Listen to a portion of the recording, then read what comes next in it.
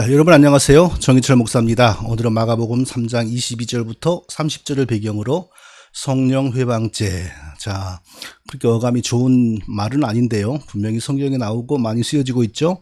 성령 회방죄라는 제목으로 오늘 본문의 말씀을 살펴보도록 하겠습니다. 자, 성경은 분명히 우리의 모든 죄가 그리스도의 피로 용서되었다고 말씀하고 있습니다. 일반적으로 그리스도의 피로 우리의 모든 죄가 용서되었다라는 말은 맞습니다. 자, 그런데 그리스도의 십자가의 보혈만으로 우리의 죄가 용서되었다라는 뜻으로 하는 말이라면 조금은 맞지 않죠. 그리스도의 십자가의 보혈만이 우리의 죄를 용서한다고 하면은, 자, 아직 예수님이 십자가에 달리시기 전에 은혜를 받고자 찾아온 어떤 사람들에게 자, 이렇게 선언했지 않습니까? 내 죄 사함을 받았느니라. 자, 이런 말씀이 맞지가 않죠. 실제로 중풍병자가 걸을 수 없으니까 친구들에 의해 들것에 실려 예수님 앞으로 인도되었습니다. 중풍병자가 부탁을 했겠죠. 왜 그 고생을 하고 왔겠습니까? 은혜를 받으려고 온 거죠. 그 은혜 가운데는 그 질병의 치유가 핵심이죠. 그런데 예수님이 뭐라고 했습니까? 내 병을 고쳤느니라, 일어서라, 이렇게 말하지 않고 내 죄 사함을 받았느니라, 이렇게 말하셨습니다. 그래서 많은 논란이 당장에 일어났지 않습니까? 자, 불치의 병을 고쳤으면 일어나 걸어가라, 이렇게 말해야지 자연스럽죠. 그러면은 사람들이 와, 저분에게는 슈퍼네이처라는 능력이 있다 하면서 막 박수 치겠죠. 요즘에 한국의 그 광화문의 전광훈이라는 사람하고는 비교도 안 되는 그런 인기를 누렸겠지요, 예수님이. 그런데 그 중풍병자에게 그 꼼짝도 못하여 친구들이 들것에 싣고 온 이 중풍병자를 향하여 일어나 걸으라, 이렇게 말하지 않고, 정말 멋있잖아요. 그 들것에 실려온 사람을 사람들 앞에서 일어나 걸으라 하면은 막 멋지잖아요. 그러면 아무 논란이 없고 모든 사람이 박수만 치죠. 누구도 시비를 못 걸죠. 그런데 왜 그럴 때 이렇게 말을 하시냐고요. 내 죄 사함을 받았느니라, 이렇게 일부러 그렇게 말하신 것이죠. 괜히 그런 거 아니죠. 큰 아주 심각한 논란을 당장에 일으키셨어요. 반대자들, 예수님을 핍박하고 죽이려고 하는 사람들은 당장 지가 뭔데 하나님 흉내를 내지 하면서 이제 당장 이단 시비 빌미를 주신 것이죠. 자, 그런데 이때만 그러신 게 아니었습니다. 또 다른 경우에도 몇 번 그러셨어요. 자, 십자가에 달리시기 전입니다. 문둥이 시몬의 집에 가서 대접을 받을 때였습니다. 한 여인이, 근데 그 여인을 성경은 뭐라고 기록했냐면, 한 죄인인 여자가, 매우 특이한 표현이죠. 한 죄인인 여자가, 그러니까 그 표현은, 한 죄인인 여자가, 이 표현은 첫째로 성경에서 지금까지 이미 등장했던 사람에게는 쓰지 않는 표현이고, 일반적으로 이미 한번 등장했으면 그때 누구가 이렇게 할 텐데, 한 번도 등장하지 않은 여자고, 또 일반적으로 한 죄인인 여자가, 이런 표현은 좀 표현이 이상한데 적당한 비유일지 모르겠는데요. 화류계 또는 뭐라고 그러죠? 지금 뭐 생각이 나는 단어가 있는데 설교 시간에 좀 쓰기가 어려운 그런 단어라 쓰지 않겠습니다. 자, 그런 업에 있는 여자를 표현하는 말일 가능성이 다분히 높죠. 90% 이상이 바로 그런 의미인 것 같습니다. 근데 이 여자가 손에 뭘 들고 왔냐면 아주 값비싼 향유를 들고 왔어요. 지금 예수님이 식사하고 있는데 문둥이 시몬, 그러니까 지금 현재 문둥이가 아니고 과거 문둥병자였는데 예수님께서 고쳐주신 사람이겠죠. 자, 그 사람의 집에서 식사 대접을 받고 있는데 바로 이 여인이 와서 그 비싼 향유를 예수님의 발에 부었고, 그리고 발에 향유만 부은 게 아니라 자기 눈물도 부었고, 그리고 보통의 수건으로 발을 닦는 것이 아니고 자기의 긴 머리카락을 풀어서 예수님의 발을 닦았습니다. 대단한 일이죠. 그러니까 얼마나 예수님을 귀히 여겼으면 이런 행동을 했을까 우리가 짐작할 수 있는 충분한 그런 분위기입니다. 근데 예수님 그때 뭐라고 하신지 아세요? 내 죄 사함을 얻었느니라. 내 죄 사함을 얻었느니라 라고 했습니다. 무슨 죄일까요? 아담에게서 물려받은 죄, 그리고 살아오면서 지은 죄죠. 아직 십자가에 달려 피 흘리기 전입니다. 그러니까 우리가 예수님이 우리의 죄를 용서하셨다라고 말할 때 오직 예수님이 십자가에서 흘리신 피로 우리를 용서하셨다라는 뜻으로 말을 한다면, 십자가에 달리기 전에 지금 예수님이 벌써 이 중풍병자에게, 이 여인에게 내 죄 사함을 얻었느니라 라고 죄 용서를 선언해 주시는 것이 좀 어색하죠. 이렇게 말이야죠. 내가 잠시 후에, 조금 후에 십자가에 달려 피 흘리고 죽는데 그때 너의 죄를 용서하여 주겠다, 이렇게 말이야 자연스럽지 않습니까? 근데 아직 십자가에 달리시기 전에 벌써 내 죄 사함을 얻었느니라 라고 죄 용서를 선언하셨어요. 야, 어떻게 이해를 해야 할까요? 어떻게 이해를 해야지 좋을까요? 자, 하나님이 사람이 되신 성육신의 목적은 우리의 죄 용서입니다. 우리의 죄를 용서하여 다시 자기 백성으로 회복시키려고 성육신 하신 것입니다. 뭐 성육신 하셔서 무엇을 하셔서 우리의 죄를 용서했습니까? 그러면 대뜸, 자, 저도 옛날에 십자가에 달려서요, 그냥 십자가만 연결시켜요. 죄 용서 그러면 십자가에 달려서, 십자가에서 피 흘려서 이 얘기만 해요. 그것만 생각이 나요. 그게 맞으면서 약간은 부족하다는 거예요.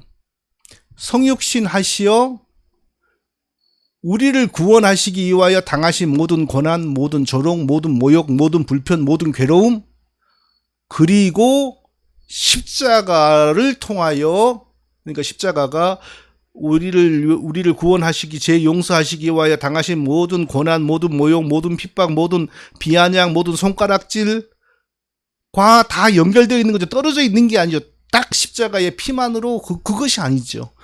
우리를 위하여 당하신 모든 고난, 핍박, 모욕, 조롱, 비아냥, 손가락질, 비방, 다 우리의 죄를 사하시는 과정이고, 그리고 그 절정에, 그 완성이 바로 십자가에 달려 피 흘려 죽으심이죠.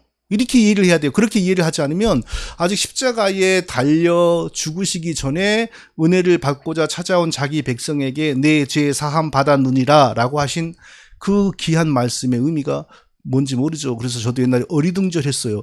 왜지? 아직 십자가에 달려 죽으시기 전인데 오직 십자가로만 우리의 죄가 용서되는데, 여기에 딱 잡혀 있으니까 그게 해결이 안 되더라고요. 바로 이 면에서 우리가 그렇게 존경했던 청교도들의 신앙이 성경에서 벗어났다는 사실을 우리가 발견해야 됩니다. 좀 벗어난 정도가 아니고요, 교묘하게 우리를 이단으로 인도했어요. 청교도들이. 그것도 아무도 눈치채기 어려운 정말 교묘한 방식으로 우리의 신앙을 성경에서 벗어나 아주 심각한 이단으로 빠지게 만들었어요. 자, 청교도들은요, 하나님이 성육신 하신 주된 목적이 뭐였다고 가르쳤냐 하면요, 우리가 구원받는 데 필요한 자격, 그 자격이란 말은 쉬운데, 우리 영생을 위한 이렇게 말을 해요, 일반적으로. 그러니까 어렵지요. 영생에 필요한 그러니까 벌써 어려워요. 그러니까 뭐 그런가 보다 하고 그냥 따라가 버려요. 근데 쉽게 말하면 우리가 구원받는데 필요한 자격, 천국 들어가는데 필요한 자격을 얻기 위하여 하나님이 성육신 하셨다. 우리 대신 그걸 얻기 위하여 성육신 하셨다. 이렇게 가르쳐요. 그러니까 거기까지도 거의 맞죠. 그러면 예수님이, 성육신 하신 예수님이 우리가 구원받기에 필요한 자격, 발음이 이상한데, 그래야 되나요? 예, 자격을 얻기 위하여 하신 방법이 뭐였지라고 물으면 바로 여기에서 바로 아주 심각한 대답이 나오는 거예요. 이게 진리라고 가르쳐요. 율법을 완전히 지킴으로 우리의 구원의 자격, 의를 얻었다, 이렇게 가르쳐요. 아주 멋있잖아요. 율법, 성경에서 중요하지 않습니까? 율법을 그리스도께서 완전하게 지켜서 우리의 구원의 자격을 얻으셨다, 이렇게 가르쳐요. 아무도 눈치채지 못했죠. 아무도 여기에 대해서 깊이 생각해보지 않았죠. 그런가 보다. 율법은 선한 것이고 율법은 지켜야 되는 거니까. 저도 그랬고요. 근데 어쩐지 이상하다. 그리스도가 의로운 분인데 뭘 지켜가지고 의를 얻어? 이상하다. 저는 그런 정도였어요. 그러나 이건 지금까지 존재했던 모든 이단들보다 가장 기독교에 중대한 타격을 미치는 이단입니다. 왜냐하면 그 도덕적인 악랄함이 중대하다는 것이 아니고요. 너무나 아름답고 고상한 방식으로 기독교를 왜곡한다는 면에서 천하의 이런 이단은 없었다는 것입니다. 신천지, 통일교, 이런 거 별로 무서운 이단 아니에요. 왜냐? 워낙에 도덕적으로 더럽지만 사람들은 불과 몇십만 명, 몇만 명 빼고는 일반 사람들도 다 손가락질해요. 불신자들도 신천지, 통일교 다 싫어하고 경멸해요. 자, 전략 중에서 최고로 무서운 전략이 나의 한쪽 팔을 잘라가도록 적에게 내주고 눈물을 머금고 내주고 그리고 적의 목을 따오는 전략이 있습니다. 이게 바로 사탄이 써먹는 최고급의 전략입니다. 그러니까 우리가 흔히 볼 수 있는 이단들, 신천지, 통일교, 정명석, 신사도, 자, 이런 이단을 딱 앞에 내요. 그리고 관심을 그쪽으로 쏠리게 만들어요. 그러면 우리가 막 신천지 2단, 구원파 2단, 정명석 2단, 신사도 2단 막 앙앙앙앙 거리죠. 다 관심이 글로 가죠. 그러나 사단이 써먹는 가장 고급스러운 이단은 전혀 방해를 받지 않고 전혀 제지를 받지 않고 오히려 존경과 존귀와 찬사와 경배를 받으면서 기독교를 막 왜곡시키고 있는 거예요. 이게 바로 청교도입니다. 그리스도께서 율법을 지켜 구원을 얻었고, 근데 그 정도가 아니에요. 그리스도께서도 율법을 지킴으로 자기 구원의 자격을 얻었고, 이렇게 나간단 말이에요. 이게 얼마나 무섭습니까? 그리고 그리스도께서 율법을 지켜서 얻으신 그 구원의 자격을 우리에게 전가하여, 전가란 말 우리가 좀 어려운 말이지만 다 쓰는 말이잖아요. 그러니까 예수님이 우리에게 의를 전가해 준다, 다 그렇게 말을 하잖아요. 그런데 그 의가 무슨 의냐? 그리스도께서 율법을 지켜 자기의 구원의 자격을 먼저 얻고 그리고 우리에게도 그 자격을 전가하여 주어서 우리가 구원받았다. 이러니까 다 통하는 말이잖아요. 자격, 의. 사단이 이것을 통하여 얻은 이익은요, 너무너무 많아서 우리가 설명할 수가 없습니다.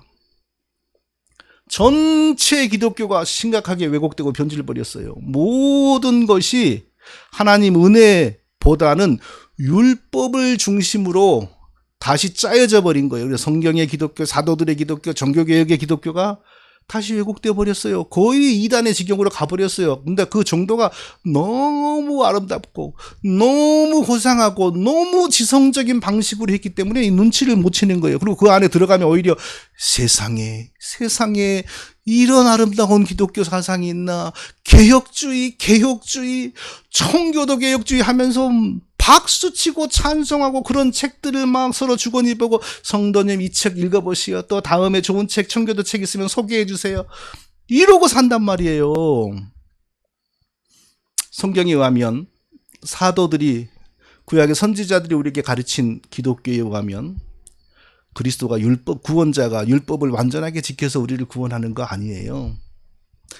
구원자가 율법을 지켜서 구원의 자격, 의를 얻는 거, 그런 거 아니에요. 성경의 기독교 그런 거 아니에요. 성경에 의하면, 구약의 선지자들의 가르침에 의하면, 신약의 사도들의 가르침에 의하면 우리의 구원자 예수 그리스도는 어떤 분이냐? 율법을 지킴으로 자기의 구원의 자격을 먼저 얻고 또 우리에게 그것을 전가해 주시는 분이 아니고요. 죄와 무관한 사람이 되신 하나님이시고, 그리고 구약에서 율법이 먼저 제시한 하나님 백성의 자격, 완전한 거룩함, 완전한 의로움, 완전히 죄와 무관하심, 모든 면에서 전혀 흠잡을 수 없는 완벽한 하나님 백성의 자질, 율법이 제시하는 모든 정신과 의와 거룩을 다 구비하고 갖추시고 오신 분. 그래서 구약의 율법은 그리스도의 그림자였다. 구약의 율법은 기껏 해봐 예수님의 그림자. 왜? 예수님이 이런 분이다라고 설명하는 몽학 선생에 불과했다. 성경이 이렇게 말하지 않습니까? 그러니까 율법이 요구하는, 그러니까 예수님도 율법을 지킨 거죠. 율법 안 지킨 거 아니에요. 그러나 그 율법을 지키는 방식이 사람하고는 달라요. 우리는 율법 조문을 지키잖아요. 그러나 예수님은 율법 조문이, 예수님의 거룩함과 완전함이 이미 율법 조문으로 표시되는 거예요. 그러니까 안식일을 우리는 지키죠. 예수님도 안식일을 지키죠. 그런데 예수님은 안식일의 주인으로서 안식일이 안식일 되게 안식일의 의미를 성취하신 분이고, 우리는 안식일날 구약 사람들은 꼼지락도 안 하고 지키는 거고, 네. 우리 구약의 사람들은 뭐 유월절 지켰지요. 예수님도 유월절 지켰지요. 그러나 예수님은 유월절의 의미를 성취하고자 율법을 유월절을 지키신 것이고, 구약의 사람들은 죽은 어린 양을 생각하는 거. 그러니까 율법을 지키지만 예수님은 율법이 이미 실현된 분으로서 자기 백성에게 주신 율법의 의미를 성취시키기 위하여 오신 분이고, 그런 분에게 우리 일반 사람들이 지키는 율법 조문을 들이대고 너도 이거 지켜서 영생의 의를 얻어야 돼. 이거 신성모독이고 정말 이단 사상이죠. 그러니까 율법이 요구하는 완전한 거룩과 의로움을 모두 갖추고 오신 그리스도께서 율법을 통하여 정죄하고 지적한 우리의 죄, 우리 죄인들의 그 죄, 이것을 대신 짊어지시고 하나님의 벌을 모두 대신 받음으로 우리 죄값을 하나님께 배상하시고, 그럼 그 방식으로 우리를 구원하신 거죠. 처음에 아담은 너무나 살기 좋고 너무나도 하나님 섬기기 좋은 환경에 살면서도 영생과 모든 은혜를 다 가졌으면서도 심지어 이제 하나님 자리까지 차지하기 위하여 반역하여 우리를 죽게 만들었습니다. 근데 둘째 아담으로 오신 예수 그리스도는 그 아담보다 100배로 가혹하고 핍박이 많고 환난이 많고 모욕과 조롱이 많은 환경에 사시면서도 완벽하게 하나님의 뜻에 순종하셨습니다. 그 예수님의 그 완벽한 삶의 순종, 신앙의 순종이 우리의 죄를 다, 죄값을 지불하는 과정이었죠. 어떤 아담은 그렇게 좋은 상황과 환경 속에서도 하나님 섬기는 일을 즐겁게 하지 않았어요. 그러나 예수님은, 둘째 아담으로 오신 예수님은 어떤 상황에서도 하나님에 대한 불평이나 원망이나 심지어는 하나님에 대한 제약된 생각이나 마음, 그리고 제약된 그 어떤 반응조차 아무것도 율법 앞에서 흠잡힐 일을 하지 않으시죠. 율법을 지켜서 그렇게 안 하신 게 아니고 이미 율법이 말하는 완전한 거룩, 완전한 의를 마음과 인격과 삶, 존재로 이미 구비된 존재로 오셨기 때문에 모든 상황에서도 언제나 의롭고 어떤 처지에 처할지라도 언제나 거룩하고 생각과 모든 마음과 행동과 반응에서 하나님의 뜻에서 벗어난 일이 일점도 없으신 거죠. 바로 그런 분이 우리의 구원을 위하여 뺨을 맞고 침뱉음 당하고 조롱을 당하고 모욕을 당하고 책찍에 맞고 나중에 피까지 흘리고 죽으심으로 우리의 죄값을 하나님께 배상하신 것입니다. 그렇게 이해를 해야죠. 아무도 이 일을 돕지 않았어요. 누구라도 아이고 내 죄를 속하시려고 그 고생을 하십니까? 감사합니다. 이런 말 한마디도 안 했어요. 아무도 알아주지 않았어요. 이사야가 예언한 것처럼 홀로 포도즙 틀을 밟아서 온몸이 붉게 데운 그 붉은 옷을 입은 장수처럼 홀로 그 외롭고 고룩하고 고독한 길, 우리의 죄값을 배상하시는 길을 묵묵히 걸어가셨어요. 그게 예수님이 의를 얻기 위한 과정이라고 가르치는 것이 바로 청교도들입니다. 이단 사상이죠. 기독교를 너무나 심각하게 고상하게 변질시켜버리죠. 예수님의 그 육신을 입고 오신 하나님의 메시아가 그 고난을 당하고 조롱을 받고 핍박을 당하고 율법에 거슬리는 일을 하나도 범하지 않으시면서 하나님의 뜻을 순종한 것은 우리 죄값을 하나님께 갚아나가는 과정입니다. 십자가를 통하여 완벽하게 그 일을 마무리하신 것이죠. 그래서 세례 요한은 예수님이 이제 공적으로 등장하실 때 벌써 보라 세상 죄를 지고 가는 하나님의 어린 양이로다 이렇게 선포했어요. 세상 죄를 지고 가는 하나님의 어린 양, 벌써 그러니까 예수님이 공생애를 시작할 때부터 우리의 죄를 법적으로 책임지는 일을 시작을 하신 거예요. 그래서 십자가에 달리시기 전이지만 은혜를 받고자 찾아온 자기 백성에게 내 죄 사함 받았느니라 라고 선언하실 수가 있는 거예요. 예. 우리의 죄가 완전히 속하여지고 완전히 죄속함이 완성된 것은 십자가의 피 흘리심이지만 이미 어린 양으로 사역을 출발할 때부터 이미 우리의 죄를 속죄하시는 과정, 사역을 시작하셨기 때문에 중간에 십자가를 지시기 전에 은혜를 받고자 찾아온 자기 백성에게 내 죄 사함 받았느니라 라는 죄 용서의 은혜를 줄 수가 있었던 것입니다. 물론 예수님이 우리가 죄 용서 받는 근거는, 최종적인 그 근거는, 완전한 근거는 예수님의 십자가입니다. 예, 그 흘린 시간이에요. 그리고 그 예수님의 그 속죄의 효력이 우리 것이 되는 순간은 우리가 예수님 믿고 예수의 영으로 오신 성령을 받는 그 순간입니다. 그래서 어떤 면에서 성령은 우리의 죄 용서를 위하여 예수님께서 흘리신 피를 우리의 마음과 우리 영혼에 발라주시는 분이라고 이렇게 설명을 할 수 있는 것입니다.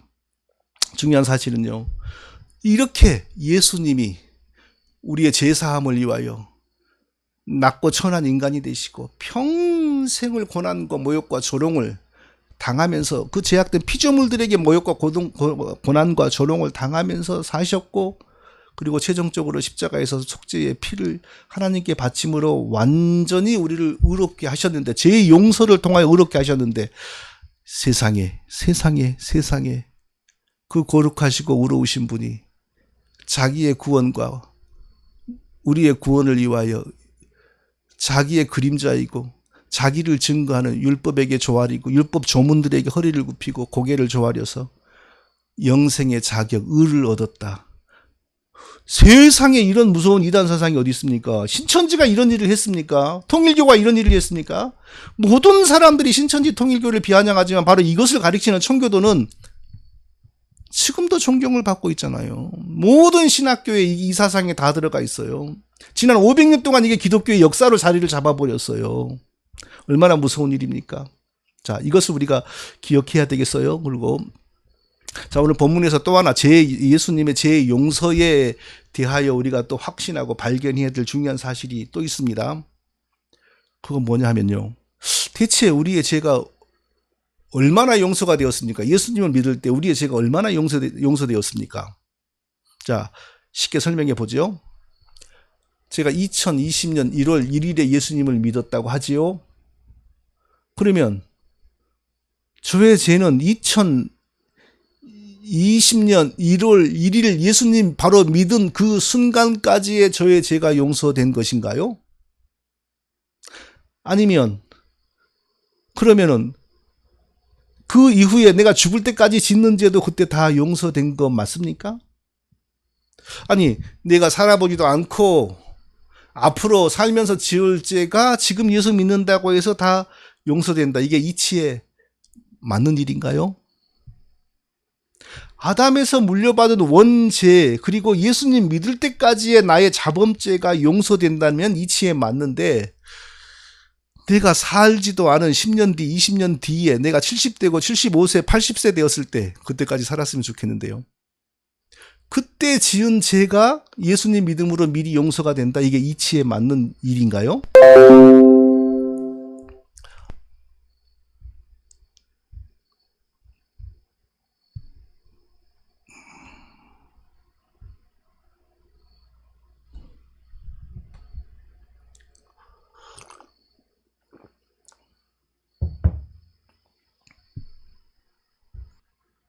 자, 역사를 돌아보면 이런 주장을 하는 사람들이 있었습니다. 예수님 믿는 순간까지의 죄가 용서되고, 그리고 그 이후에 범하는 죄는 우리가 회개함으로 처리된다라고 이런 것을 주장하는 사람들이 있었습니다. 그런데 우리가 그 예수님 믿고 난 이후의 죄에 대해서 충분하게 용서하면 정말 용서되어서 하나님의 수첩에서 없어지지만, 충분하게 회개하지 못하면 그 죄가 그대로 남는다는 거예요. 자, 그대로 남으면 죄인이죠. 죄인이 천국에 갈 수 있나요? 못 가지요. 그러니까 바로 여기에서 바로 예수 믿어도 그 이후에 어떻게 사느냐에 따라서 천국에 가기도 하고 지옥에 가기도 한다. 그런 말이 나오는 겁니다. 예수 믿을 때에, 예수 믿어도 그 이후에 어떻게 사느냐에 따라 천국 가기도 하고 지옥 가기도 한다라고 믿는, 가르치는 사람들에게서 나오는 말이 바로 이겁니다. 예수 믿을 때 구원이 시작된다. 예수 믿을 때 구원이 시작된다. 이렇게 말하는 사람들이 바로 이 사상을 가진 사람들입니다. 신앙에서는 한마디 한마디가 이렇게 중요합니다. 그 한 단어에서 그 완전히 심한 말로 정통이 되기도 하고 이단이 되기도 합니다. 예수 믿을 때 구원이 시작된다는 말은 틀립니다. 예수 믿을 때 구원이 영원히 완성된다가 맞습니다. 예수 믿는 순간 구원은 영원히 확정됩니다. 그래서 표현은 이상하지만 한 번 구원은 영원한 구원이지, 구원 받았으나 나중에 행동을 잘못해서 다시 지옥에 가는 것은 없습니다. 내가 무슨 공로가 있어서, 내가 무슨 자격이 있어서 그런 것이 아닙니다. 하나님께서 완전히 의로우시고 거룩하신 예수 그리스도가 나를 위하여 나의 죄값을 대신 지불하시고자 자기 목숨과 피를 하나님께 배상으로 바치시는 것을 믿음으로 말미암아 나의 구원이 영원히 완성된 것입니다. 나의 공로나 나의 자격에 근거하지 않고 완전히 의로우신 분으로 나의 죄를 완전히 사하여 주신 예수님 때문에 내가 얻은 구원이 영원히 흔들리지 않은 것입니다. 그래서 우리 구원은 결코 예수 믿고 난 이후에 내가 어찌 하느냐에 따라 달려있는 게 아니에요. 내가 구원받은 이유는 오직 예수님, 완전히 의로우시고 완전히 거룩하신 분, 좀 자세히 말하면 구약이 그리스도가 오시기 전에 왕노릇하였던 율법이 지적하는 죄와 하나도 관련이 없고 0.1%도 관련이 없고, 율법이 요구하는 완전한 의와 완전한 거룩을 100%, 아니 200%, 1000%, 1000% 완전하게 구비한 인격과 정신으로 오신 그리스도께서 나의 죄를 씻으시기 위하여 모든 고난과 조롱과 핍박과 모욕을 당하시고 마지막에는 십자가에 달려 속죄의 피를 하나님께 드리심으로 나의 죄사함을 완성하셨기 때문에 바로 그렇게 해서 얻은 그 의가, 죄 용서가 나를 의인되게 했으므로 예수 믿고 얻은 구원은 영원한 구원입니다. 예수 믿고 얻은 구원은 결코 흔들림이 없는 만세 반석과 같은 구원입니다. 하나님께서 죄 없으신 그리스도가 나를 대신하여 죽으셨으므로, 율법의 의로운 요구대로, 율법이 요구하는 대로 나를 대신하여 죽으셨으므로 나에게서 모든 율법이 이루어진 것으로 간주해 주십니다. 이젠 죄가 없는 것으로 인정하여 주시는 거죠. 실제로 죄가 없다는 것이 아니고요, 여전히 죄가 있습니다. 여전히 죄를 사랑하는 욕망도 남아 있습니다. 여전히 죄를 따라 살고자 하는 옛사람이 남아 있습니다. 그러나 구주 예수 그리스도께서 나의 죄를 사하여 주시기 위하여 자기의 거룩한 인생과 거룩한 영혼과 거룩한 삶을 완전히 하나님께 속죄물로 바치셨으므로 바로 그 순간 그러한 예수 그리스도를 믿는 바로 그 순간 나의 현재의 죄, 과거의 죄, 미래의 죄가 다 사하여 주는 것이 아닙니다. 자, 성경은 이 사실을 분명하게 말합니다. 그리스도를 믿음으로, 의로우신 그리스도가 나를 위하여 죄값을 대신 지불하였다는 사실을 믿음으로 우리의 죄가, 모든 죄가, 과거의 죄와 현재의 죄와 미래의 죄가 단번에 사하여지고 우리가 거룩한 사람이 된다고. 실제로 거룩한 게 아니고 하나님 앞에서 법적으로 거룩한 사람이 된다고 분명하게 성경은 약속합니다. 히브리서 10장 10절입니다. 예수 그리스도의 몸을 단번에 들이심으로 말미암아 우리가 거룩함을 얻었노라. 예수님이 몸을 십자가에 단번에 들이심으로, 그러니까 이게 십자가만으로는 뜻이 아닙니다. 십자가에 달리시기 이전에 모든 그 순종하는 삶이 다 연관된 겁니다. 우리가 거룩함을 얻었노라. 베드로전서 3장 18절. 그리스도께서 단번에 죄를 위하여 죽으사 의인으로서 불의한 자를 대신하였으니 이는 우리를 하나님 앞으로 인도하려 하심이라. 우리가 하나님 앞에 설 수 있도록 의로우신 그리스도가 우리 불의한 우리를 대신하여 죽음으로 우리의 죄값을 갚았다. 그러니까 우리를 하나님 앞에 서기에 부족함이 없게 만들었다 이거죠. 유다서 1장 3절 성도에게 단번에 주신 믿음의 도를 위하여 힘써 싸우라. 성도에게 단번에 주신 믿음의 도, 이 단번, 그리스도가 성육신 아이시오 사람으로 살며 우리의 죄사함을 위하여 온갖 고난과 조롱과 핍박과 모욕을 당하시고 십자가에까지 끌려 가시어서 속죄의 제사로 완성해 주신 믿음의 도, 이것을 포기하지 말고 부인하지 말고 힘써 싸우라. 그러니까 예수 완전하신 분이 우리를 위하여 완전히 속죄했으므로, 완전히 죄값을 갚았으므로 우리는 영원히 의로운 자가 되었습니다. 그럼에도 불구하고 우리는 여전히 죽을 때까지 회개해야죠. 왜요? 지옥에 떨어지지 않기 위하여 회개합니까? 행위구원론자들, 성화구원론자들은 그렇게 말하죠. 회개가 부족하면 다시 지옥에 간다고 하죠. 아닙니다. 지옥에 가지 않기 위하여 회개하는 것이 아니고 그리스도를 통하여 거룩함을 옷 입고 하나님의 자녀가 된 은혜를 입은 성도는 본질적으로 원칙적으로 강요하지 않아도 거룩한 사람이 되고자 하는 새로운 사람, 새 사람이 이미 우리 속에 들어왔기 때문에 죄를 법으로 알고 살아가는 옛사람은 십자가로 죽었고 완전히 나간 건 아니지만 성령으로 말미암은 새 사람이 이미 우리 속에 들어섰으므로 지옥 가지 않기 위하여 회개하는 것이 아니고요. 하나님의 자녀답게 거룩하게 죄를 따라 살지 않고 믿음으로 살기 위하여 우리는 스스로 성령의 인도하심을 따라 회개하게 되는 것입니다.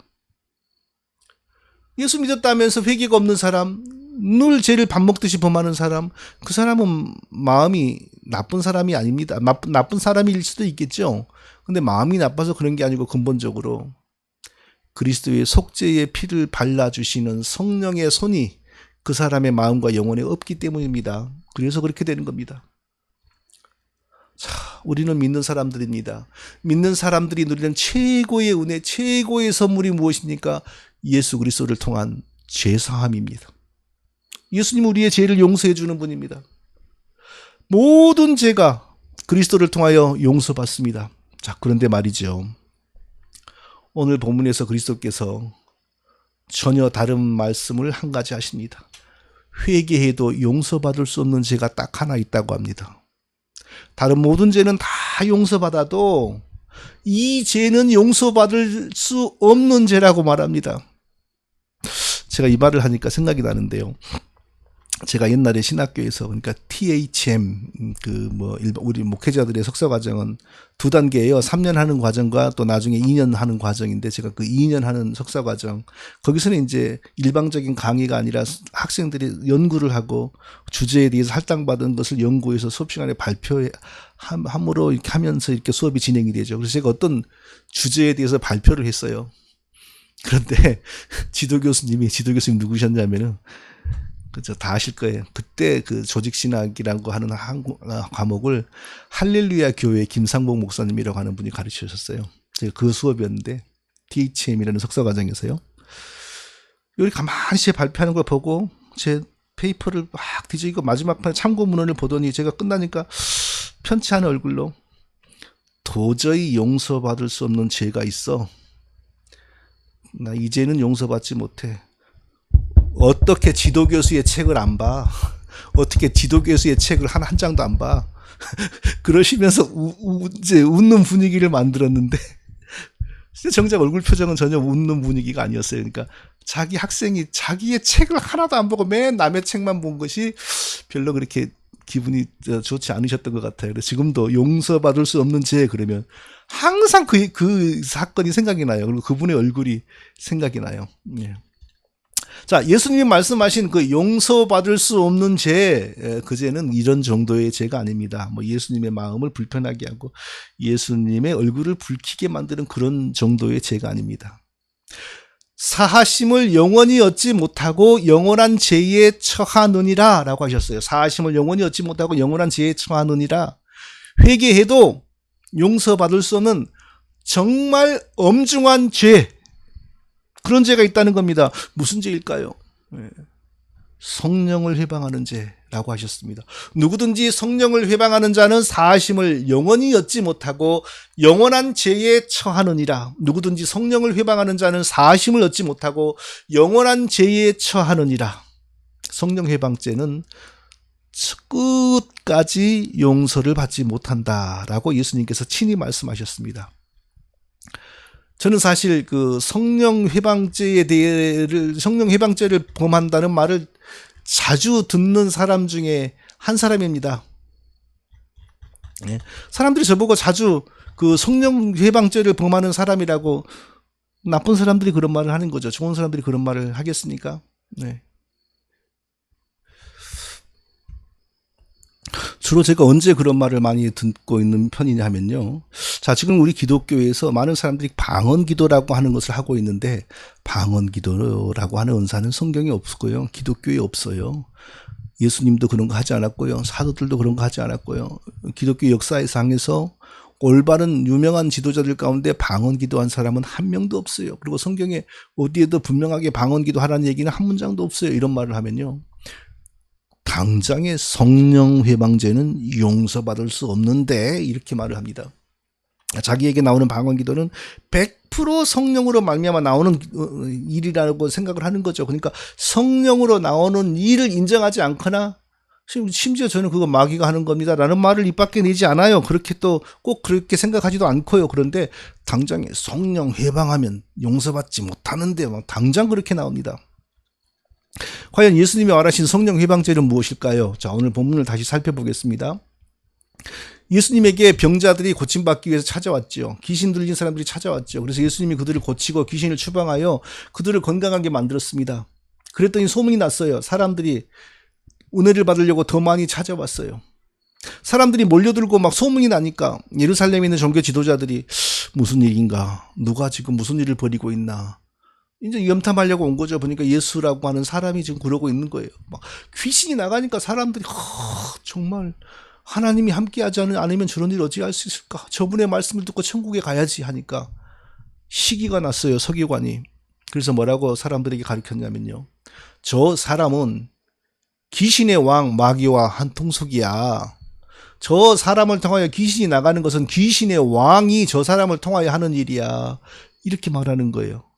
그러니까 사람들은 잘 무지한 백성들은 기분이 이상하잖아요. 마음이 찝찝하잖아요. 귀신의 왕, 마귀의 종과 뭐 도움을 받거나 뭐 함께하면 나중에 안 좋을 수 있잖아. 이런 생각이 드는 거예요. 바로 그때 예수님이 성령을 회방하는 죄는 영원히 용서받지 못한다라는 말씀을 하신 것입니다. 자, 그리고 예수님은 서기관과 그 서기관의 말을 듣고 혼란에 빠진 사람들에게 이렇게 물었습니다. 내가 마귀의 종이고 내가 마귀의 능력으로 마귀의 부하들 귀신을 내어 쫓는다면 마귀가 자기 팔다리를 자르는 거 아니냐? 마귀가 자기 팔다리를 자르면 어떻게 마귀의 나라와 권세가 유지될 수 있겠느냐? 이렇게 반문하셨어요. 그리고 이렇게 바로 경고하신 것입니다. 내가 귀신을 물리친다는 것은 내가 귀신과 온 피조 세계를 창조하고 다스리는 진정한 왕이기 때문이다. 내가 경고한다. 내가 내 백성들을 구원하기 위하여 행하는 일을 마귀의 일이라고 오도하는 자는 결코 구원받지 못한다. 바로 이렇게 말씀하신 것입니다. 거짓방언 못하게 하는 게 성령 회방죄가 아닙니다. 오히려 그것은 그 사람을 위하는 길이고 여러 사람을 위하는 길입니다. 사람이 구원받지 못하게 만드는 게 근본적인 성령 회방죄입니다. 성령은 그냥 자기 마음으로 우리를 죄 용서하고 구원해 주시는 분이 아닙니다. 많은 사람이 성령이 우리의 죄를 용서해 주신다 이렇게 표현하는데 그게 단순한 표현인지 아니면 믿음인지 지식인지 모르겠으나 그거 옳지 않습니다. 우리의 죄 용서의 근거를 준비하시는 분은 예수님이고요. 예수님이 일평생의 고난과 십자가로 우리의 죄 용서의 근거를 마련하셨고요. 성령님은 우리가 그 예수님이 하신 일을 믿도록 역사하십니다. 그리고 믿는 순간 예수님이 행하신 모든 일의 효력을 우리에게 적용하여 주십니다. 최종적으로 예수님이 우리의 죄사함을 위하여 흘리신 피를 성령님이, 그러니까 사람의 식으로 표현하자면 성령님이 예수님의 피를 우리 마음에, 우리 영혼에 발라주십니다. 그러니까 우리가 죄사함을 받는 겁니다. 자, 성령을 회방한다는 것은 그냥 성령에 대해서, 성령의 본질에 대해서, 성령의 인격에 대해서, 야, 이 싸가지 없는 성령, 이상한데, 이렇게 성령을 모욕한다는 것이 아니고, 우리를 구원하시기 위하여 하시는 성령의 사역, 우리를 죄에서 건져내시기 위하여 행하시는 성령의 사역을 방해한다는 겁니다. 바로 그런 죄는 용서받지 못한다는 겁니다. 성령이 우리를 위하여 무슨 일을 하십니까? 예수님 때에는, 사도들의 때에는 사도들이 전하는 그 복음, 예수님이 전하는 천국 복음을 진정으로 믿도록 돕기 위하여 죽은 사람을 일으켰지요. 안진뱅이를 일으켰지요. 그러니까 사람들은 그것을 보면서 저분이 하나님이 아니라면 이런 일을 어떻게 하겠어? 예수님을 믿게 됐죠.